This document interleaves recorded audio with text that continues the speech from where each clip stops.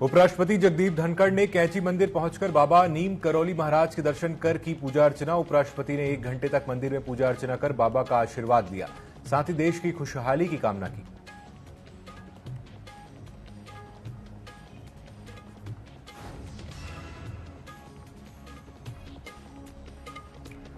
विद्युत कटौती को लेकर पूर्व मुख्यमंत्री हरीश रावत ने आज अपने आवास पर 1 घंटे का मौन उपवास रखा। उनका कहना है कि लगातार लोग गर्मी से परेशान हैं, ऐसे में विद्युत कटौती हो रही है जिससे लोगों को भारी दिक्कतों का सामना करना पड़ रहा है।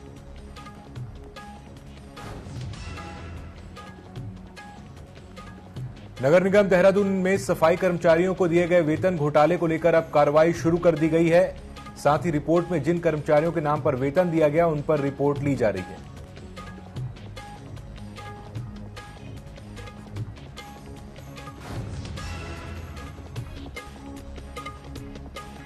पथरी थाना क्षेत्र में पुलिस और बदमाशों के बीच हुई मुठभेड़, एक बदमाश के पैर पर लगी गोली। घटनास्थल से एक जिंदा गोवंश भी बरामद।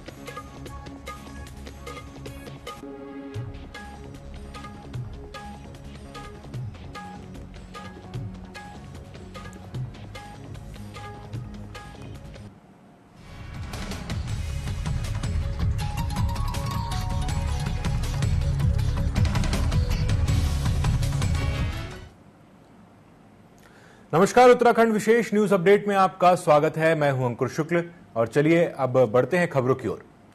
उपराष्ट्रपति जगदीप धनखड़ कैंची मंदिर पहुंचे, जहां उन्होंने बाबा नीम करौली महाराज की पूजा अर्चना की। उपराष्ट्रपति ने मंदिर में करीब 1 घंटे तक पूजा अर्चना कर देश की समृद्धि की कामना की। इसके बाद उन्होंने पत्रकारों से रूबरू होते हुए कैंची धाम आकर अद्भुत अनुभूति हुई। उन्होंने कहा कि उत्तराखंड सदैव देवी देवताओं के साथ संतों महापुरुषों की तपोभूमि रही है। इस दौरान उन्होंने मोदी सरकार की मुक्त कंठ से प्रशंसा की। उन्होंने कहा कि देश में सराहनीय कार्य से भारतीय संस्कृति को दुनिया में पहचान मिली है। G20 जैसे कार्यक्रमों से देश विदेश में ख्याति बढ़ रही है।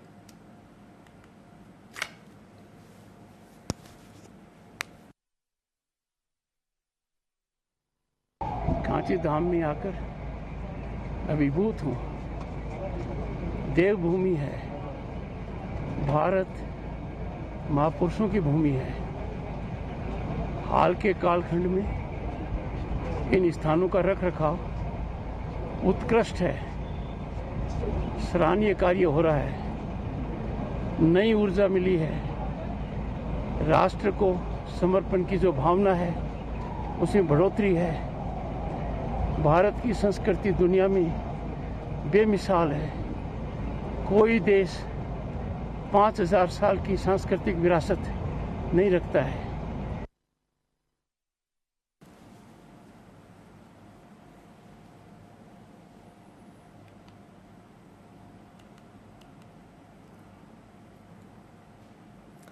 खटीमा में आधार कार्ड सेंटर के संचालक मनमाने ढंग से ग्राहकों से धन वसूल रहे हैं और ग्राहकों को मिसगाइड कर रहे हैं। वहीं प्रशासन इस संबंध में अनजान बना हुआ है। मीडिया की शिकायत पर तहसीलदार ने बाल विकास परियोजना में संचालित आधार कार्ड सेंटरों का निरीक्षण किया। इस दौरान आधार कार्ड संचालकों द्वारा आवेदकों से ओवर रेट लिए जाने की शिकायत प्राप्त हुई। सेंटर में कोई भी रेट लिस्ट चस्पा नहीं थी और आधार संशोधन हेतु जिस प्रारूप में राजपत्रित अधिकारी और संबंधित हस्ताक्षर करने के संबंध में कोई भी जानकारी चस्पा नहीं थी।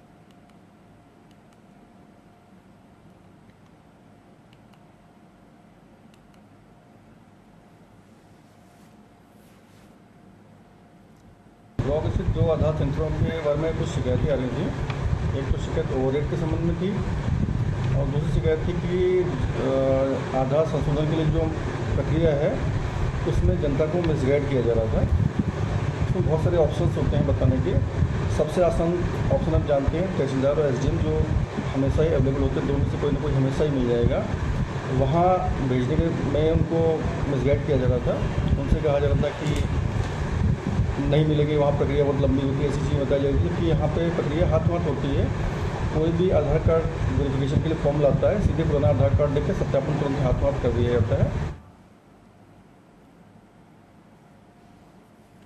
राज्य निर्वाचन आयोग ने मतगणना की सभी तैयारियां पूरी कर ली हैं। मुख्य निर्वाचन अधिकारी ने बताया कि पूरे राज्य में 4 जून को सुबह 8 बजे से वोटों की गिनती शुरू होगी। सबसे पहले डाक मतपत्रों की गिनती होगी, वहीं ईवीएम की गिनती सुबह 8:30 बजे शुरू होगी। उन्होंने बताया कि मतगणना स्थल पर 3 लेयर सुरक्षा की व्यवस्था की गई है। इसके अलावा प्रदेश की 70 विधानसभाओं की गिनती के लिए 91 काउंटिंग हॉल बनाए गए हैं, जबकि 884 टेबल लगाए गए हैं। उन्होंने कहा कि चुनाव आयोग दोपहर 1 से 2 बजे तक नतीजे घोषित करने की कोशिश कर रहा है।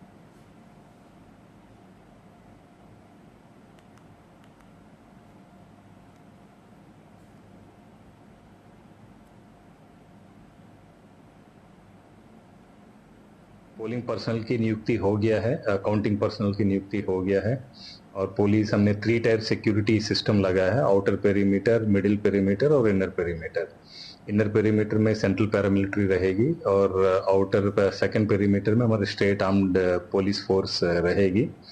और भारत सरकार की चुनाव आयोग की जो नियम है उसको हमने सारे पॉलिटिकल कैंडिडेट्स के साथ कल मीटिंग हो गया है विभिन्न जिलों में वहां पर, और सबको क्या नियम क्या है ये सारी चीज उन लोगों को समझा दिया गया है।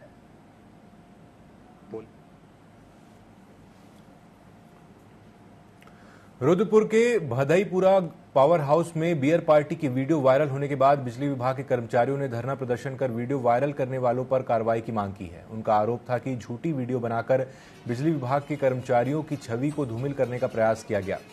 बड़ी संख्या में बिजली विभाग के लाइनमैन और फीडर कर्मी रुद्रपुर डिवीजन कार्यालय भदईपुरा में इकट्ठा हुए, जहां उन्होंने धरना प्रदर्शन करते हुए बताया कि विगत दिनों भदईपुरा पावर हाउस में सप्लाई लाइन में खराबी आई थी, जिसको लेकर आसपास की कॉलोनियों में आपूर्ति ठप हो गई थी। देर रात को अचानक कॉलोनी के कुछ लोग पावर हाउस पहुंचे, जहां उन्होंने बियर की खाली बोतल दिखाते हुए वीडियो बनाई और विद्युत कर्मियों पर बियर पार्टी करने का आरोप मढ़ दिया।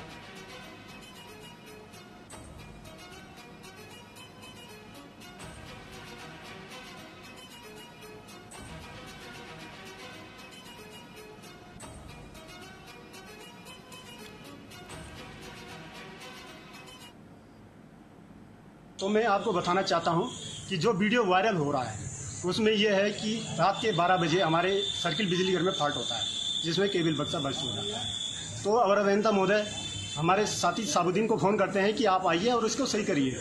तो ये अपने साथियों को फ़ोन करते हैं कि आप उसके लिए जो ज़रूरी साधन है, सामान है, ब्लो लैंप होता है, कंच की बोतलें होती हैं, उसको साफ़ करने के लिए, क्योंकि यहाँ हाईटेक व्यवस्था तो अभी ऐसी है नहीं, उसको जो केबल बक्सा होता है हमारा, उसको साफ़ करने के लिए कंच की बोतलों का इस्तेमाल किया जाता है। जो आक्रोश है वो अपने मैनेजमेंट को पहुंचाने के लिए कि जो हमारे साथ जो ये घटना हुई है वो आइंदा ना हो और इस पे जो दोषी व्यक्ति है उसके खिलाफ उचित कार्रवाई करें, इसलिए हम यहाँ पे इकट्ठा हुए हैं।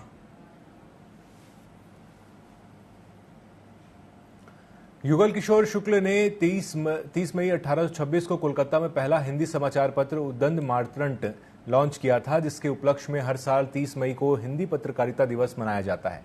गुरुवार को हिंदी पत्रकारिता दिवस के शुभ अवसर पर जीए पहाड़ समिति के जिला समन्वयक अनिल चौधरी पिंकी द्वारा पत्रकार के लिए एक कार्यक्रम उत्सव गार्डन टनकपुर में आयोजित किया गया। इस दौरान चंपावत टनकपुर में कई स्थानों पर हिंदी पत्रकारिता दिवस कार्यक्रम का आयोजन किया गया।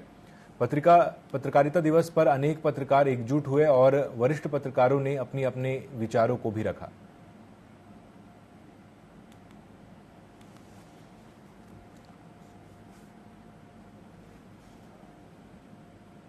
आज हम जो बना रहे हैं आज हिंदी पत्रकारिता दिवस, वो मूल रूप से जो हमारे जो पंडित युगल किशोर शुक्ल साहब ने जो है आज ही के दिन 1826 में इसकी नींव रखी थी। खासकर जो है उदंत मार्तंड यानी उगता सूरज, इसके नाम से एक पत्रिका निकाली थी उन्होंने।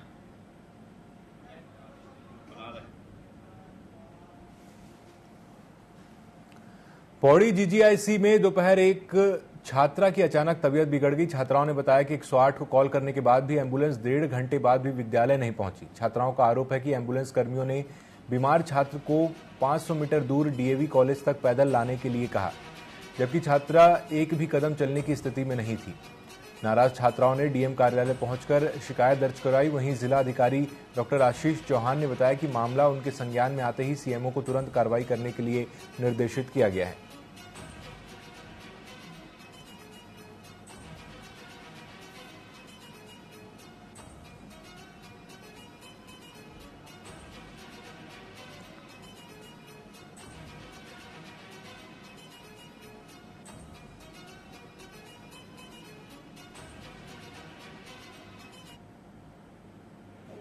हर 108 के लिए नहीं बल्कि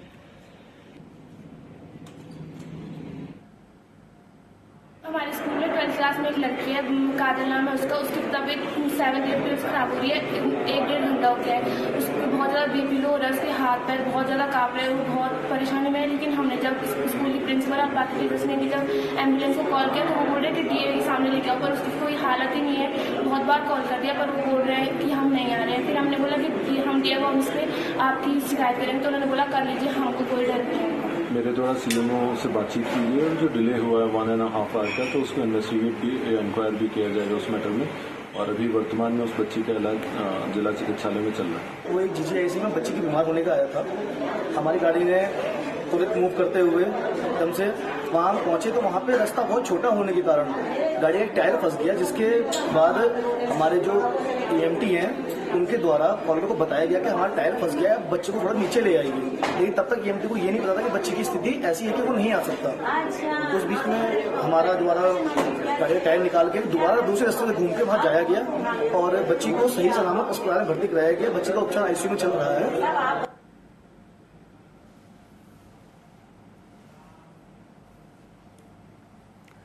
उत्तराखंड में पड़ रही रिकॉर्ड तोड़ गर्मी ने लोगों की मुश्किलें बढ़ा दी हैं। प्रदेश के मैदानी इलाकों से लेकर पहाड़ तक तप रहे हैं।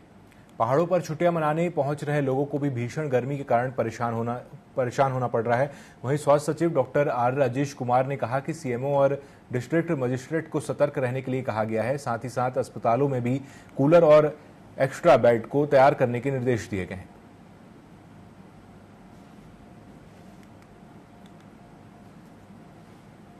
ट्रीटमेंट के संबंध में हमने सभी डिस्ट्रिक्ट मजिस्ट्रेट्स और CMOs को हमने अवगत करा दिया है। और जहाँ तक हॉस्पिटल्स का सवाल है, हमने प्रॉपरली डिजिग्नेट करने के लिए कहा है कुछ शेड एरियाज, जहाँ पे अगर कोई ऐसा पेशेंट इमीडिएटली पाया जाता है तो इमीडिएटली हम उसको वहाँ पे ले जाएं। और हर जगह पे कूलर्स और पानी की व्यवस्था निश्चित करने के लिए हमने कहा है। और कुछ बेड्स भी हमने डिजिग्नेट करने के लिए कहा है हॉस्पिटल्स को, ताकि इमीडिएटली उनका ट्रीटमेंट उपचार हम लोग त्वरित लगे। ट्रीटमेंट के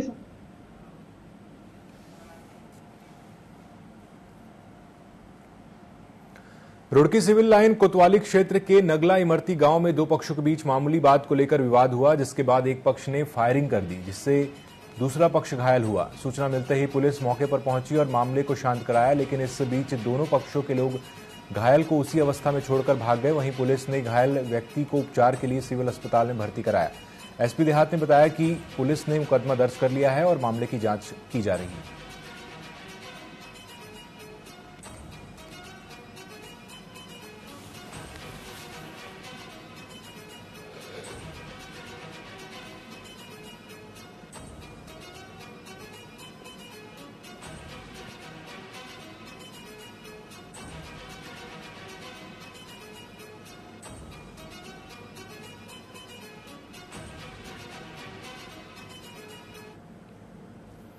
नगला इमरती में दो पक्षों के बीच विवाद की स्थिति में गोली चलने की एक सूचना प्राप्त हुई थी, जिसमें एक व्यक्ति को गोली लगी है।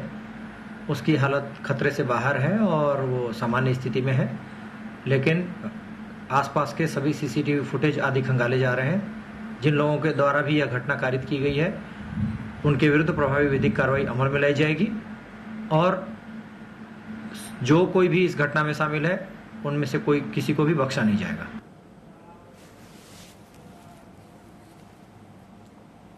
हल्द्वानी के बनफूलपुरा हिंसा को लेकर कौमी एकता मंच की एक टीम ने इस इलाके में जाकर फैक्ट फाइंडिंग रिपोर्ट तैयार की है। इस रिपोर्ट को लेकर बुधवार को मंच के सदस्यों ने एक प्रेस कॉन्फ्रेंस का आयोजन किया। इस दौरान सदस्यों ने पूरे घटनाक्रम को लेकर अधिकारियों की भूमिका पर कई सवाल खड़े किए। वहीं उन्होंने सरकार को भी कटघरे में खड़ा किया। इस मामले में पुलिस ने अभी तक मुकदमा दर्ज नहीं किया है। उन्होंने कहा कि सरकार लव जिहाद के नाम पर गरीबों का उत्पीड़न कर रही है। उन्होंने घायलों को 5 लाख रुपए और मृतकों के परिजनों को 25 लाख का मुआवजा देने के साथ ही पूरे मामले की उच्च स्तरीय जांच कराने की मांग की है।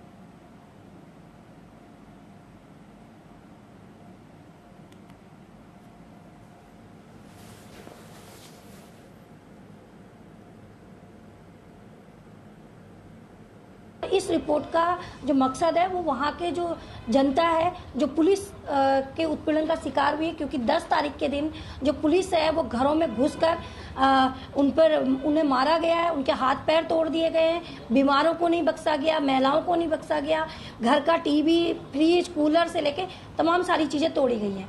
और इस रिपोर्ट के माध्यम से हम जो मांग करना चाह रहे हैं, हम ये मांग कर रहे हैं कि एक तो जो घायल है, ठीक है, उन घायलों को जो है सरकार 5 लाख का मुआवजा दे, और जो मारे गए, क्यों? क्योंकि वो जो मारे गए वो पुलिस की गोली से मारे गए। क्यों? क्योंकि जो पुलिस ने ऑर्डर दिया वो ऑर्डर की जो बात कह रही है कि हमने ऑर्डर दिया वो 9 बजे है, पर जब अगर आप तथ्यों की जांच पड़ताल करते हैं तो आपको पता चलता है कि जो गोलियां लगी वो 7 से 7:30 बजे के करीब लगी है। तो गोलियां किसकी हैं और कौन दोषी है, उन दोषियों को सजा मिलनी चाहिए, ये हमारी बात है। बाजपुर के ट्रांसपोर्टरों ने खनन वाहनों की चेकिंग कर रहे निजी कंपनी के कर्मचारियों के खिलाफ जिलाधिकारी को ज्ञापन एसडीएम कार्यालय में सौंपा। इस दौरान ट्रांसपोर्टरों ने निजी कंपनी के कर्मचारियों पर बिना वर्दी और आई कार्ड के वाहनों को चेक करने का आरोप लगाया। साथ ही ट्रांसपोर्टरों ने एसएसपी से अवैध रूप से वाहनों की चेकिंग करने वालों पर कार्रवाई की मांग की है।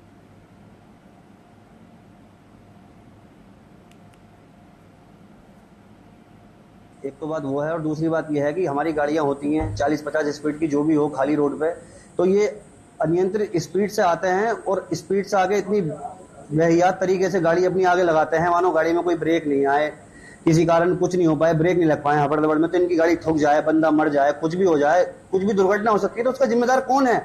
गाड़ी मालिक को जिम्मेदार बनेगा उनका। किसी भी कारण कुछ भी घटना हो सकती है, दुर्घटना हो सकती है, किसी भी कारण एक बंदा, 2 बंदा, कितने भी खत्म हो सकते हैं, ड्राइवर खत्म हो सकता है, तो उसका हर्जाना भरेगा कौन, ये बताओ आप। ये तो कह देते हैं कि साहब ऐसा हो गया, वैसा हो गया। अब इसमें तो सारी परेशानियां हमें झेलनी पड़ रही है ना सारी। हर चौराहे पे चार्जिंग की रिक्शा से, स्कूटी से, मोटरसाइकिल से जगह जगह भागे फिर रहे हैं। बिल्कुल। पद्म विभूषण मोंटेक सिंह अहलूवालिया अल्मोड़ा पहुंचे, जहां उन्हें पद्म भूषण स्वर्गीय बीडी पांडे द्वारा लिखित पुस्तक स्वतंत्र भारत की सेवा में का विमोचन किया। इस दौरान उन्होंने जलवायु परिवर्तन, राष्ट्रीय स्तर पर नीतिगत चुनौतियों और स्थानीय स्तर पर उनके प्रभाव विषय पर व्याख्यान दिया। उन्होंने अपने विचार व्यक्त करते हुए कहा कि जलवायु परिवर्तन एक गंभीर विषय है, लेकिन इस मुद्दे पर का तत्काल प्रभाव नहीं पड़ने वाला है और यही कारण है कि नीति निर्माता इससे महत्व नहीं देते। उन्होंने बदलते पर्यावरण के कारण हिमालय पर पड़ने वाले असर के अलावा यह भी कहा कि इससे समुद्र का जल स्तर बढ़ने का भी खतरा है। इससे जहां पहाड़ी इलाकों को खतरा है, वहीं तटीय इलाकों में भी जनजीवन प्रभावित होगा।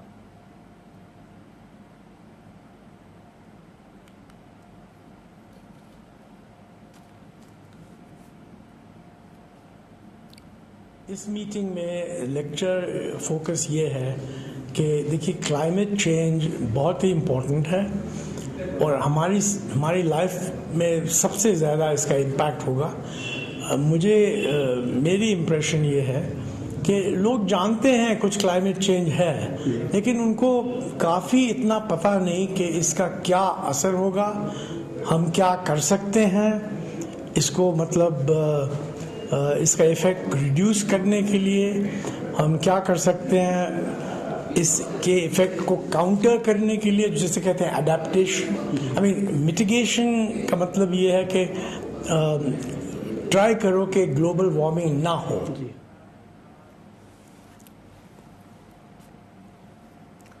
उधमसिंह नगर जनपद में स्वास्थ्य विभाग की टीम अवैध लैब और क्लिनिकों के खिलाफ लगातार कार्रवाई कर रही है। इसी के तहत स्वास्थ्य विभाग ने औचक निरीक्षण कर 32 अवैध क्लिनिकों, हॉस्पिटलों, झोला छाप चिकित्सकों के खिलाफ कार्रवाई करते हुए 7 लाख का जुर्माना वसूला। इसके साथ ही कुछ हॉस्पिटल और क्लिनिक को सीज भी किया गया।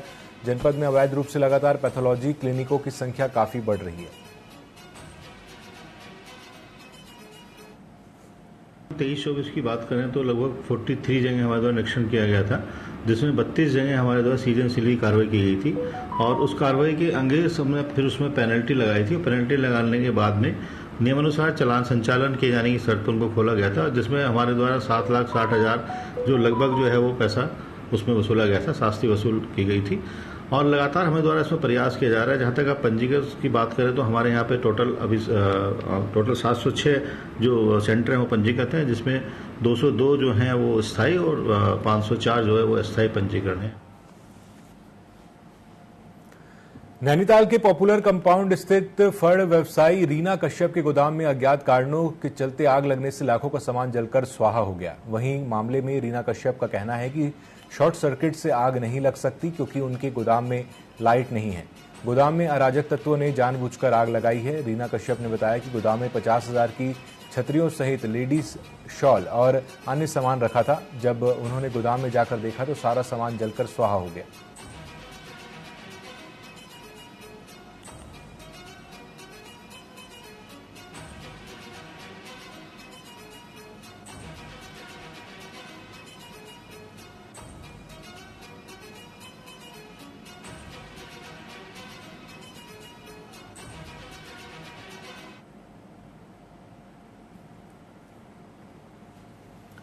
हरिद्वार जनपद के पथरी थाना क्षेत्र में पुलिस और बदमाशों के बीच मुठभेड़ हुई। इस दौरान एक बदमाश के पैर में गोली लग गई। गोकशी की सूचना पर देर रात पथरी थाना पुलिस ने बदमाशों की घेराबंदी की थी, जिसके बाद पुलिस ने बदमाशों से सरेंडर करने की बात कही। तब बदमाशों ने पुलिस पर गोली चला दी। जवाबी फायरिंग में मीर आजम नाम के बदमाश के पैर में गोली लग गई। आरोपी उत्तर प्रदेश के मुजफ्फरनगर जिले का निवासी है। आरोपी पर गौ तस्करी और गैंगस्टर के कई मुकदमे दर्ज हैं। घटनास्थल से एक जिंदा गोवंश भी बरामद किया गया है। घायल बदमाश को इलाज के लिए रुड़की के सरकारी अस्पताल में भर्ती कराया गया।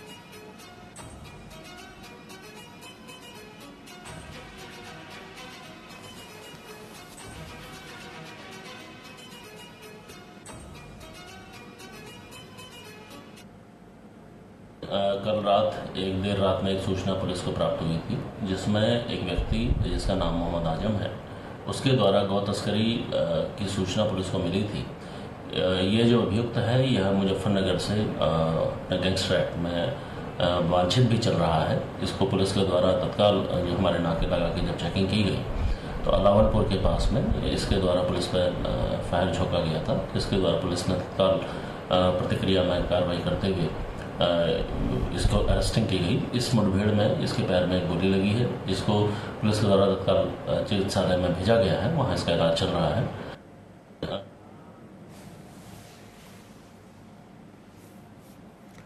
तो इस बुलेटिन में अभी के लिए इतना ही। खबरों में अपडेट रहने के लिए आप जुड़े रहिए TV24 के साथ। नमस्कार।